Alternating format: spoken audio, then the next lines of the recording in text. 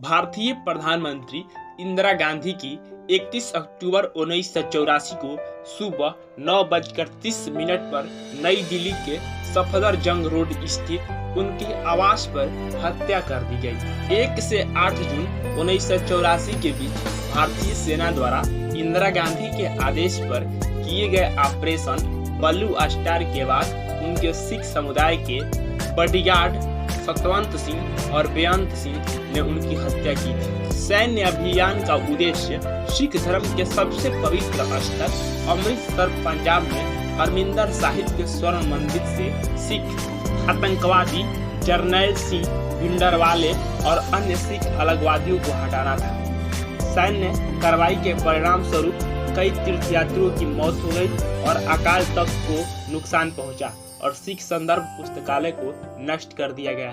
जब इंदिरा गांधी की हत्या हो गई तो 1984 में सिखों का नरसंहार हुआ, जिसमें भारतीय राष्ट्रीय कांग्रेस के राजनीतिक नेताओं ने भड़काया था, जिन्होंने पूरे भारत में सिख आबादी के खिलाफ नरसंहार की योजना बनाई थी। 4 दिनों के भीड़ हिंसा के परिणाम स्वरूप 40 ऐतिहासिक गुरुद्वारा और अन्य महत्वपूर्ण सिख पवित्र स्थल को नष्ट कर दिया गया। आधिकारिक भारतीय सरकारी आंकड़ों के अनुसार मरने वालों की संख्या 33 से 50 थी, जबकि अन्य स्रोतों से अनुमान लगाया गया कि इसमें 8,000 से 16,000 सिख मारे गए। 31 अक्टूबर 1984 को भारतीय मानक समय के अनुसार लगभग 9:20 पर गांधी ब्रिटिश अभिनेता पीटर उस्तिनोव से साक्षात्कार के लिए जा रही थी, जो आयरिश टेलीविजन के लिए एक वृत्तचित्र का फिल्मांकन कर रहे थे।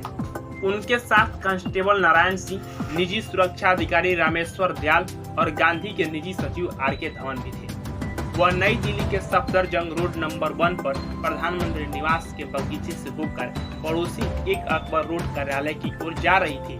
गांधी ने उस दिन अपनी बुलेट प्रूफ बनियान नहीं पहनी थी, जिसे उन्हें ऑपरेशन ब्लू स्टार के बाद हर समय पहनने की सलाह दी गई थी।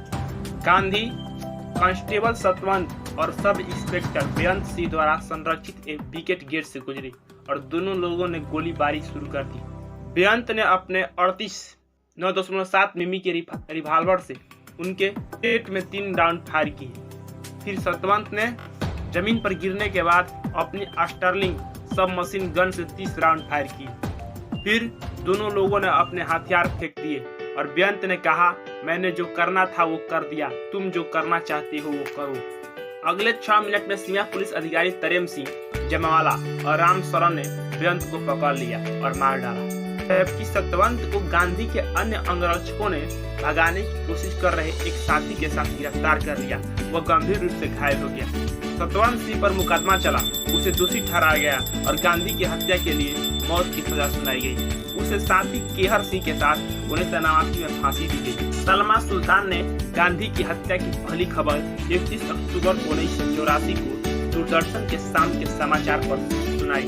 उनकी हत्या के 10 घंटे से अधिक समय बाद भारत सरकार द्वारा यह आरोप लगाया जाता है कि गांधी के सचिव आर.के. धवन ने खुफिया और सुरक्षा अधिकारियों के आदेश को खारिज कर दिया, जिन्होंने उनके हत्यारों सहित पुलिसकर्मियों को सुरक्षा खतरे के रूप में हटाने का आदेश दिया था। बेअंत गांधी के पसंदीदा गार्डों में से एक था, जिसे वह 10 साल से जानती थी, क्योंकि वह सिख था।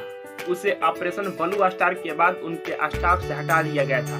हालांकि गांधी ने यह सुनिश्चित किया था कि उसे फिर से बहाल कर दिया जाए। हत्या के समय सतवंत की उम्र 22 साल थी और उसे 5 महीने पहले ही गांधी के गार्ड के रूप में नियुक्त किया गया था। जब इंदिरा गांधी पर हमला हो गया तो उन्हें संस्थान नई दिल्ली ले जाया गया। डॉक्टरों ने उनका ऑपरेशन किया। दोपहर 2:20 पर उन्हें मृत घोषित कर दिया गया। पोस्टमार्टम तीर्थदास डोगरा की अध्यक्षता में डॉक्टरों की एक टीम ने किया, जिन्होंने कहा कि गांधी को स्टर्लिंग सब मशीन गन और रिवॉल्वर से 30 गोलियां लगी।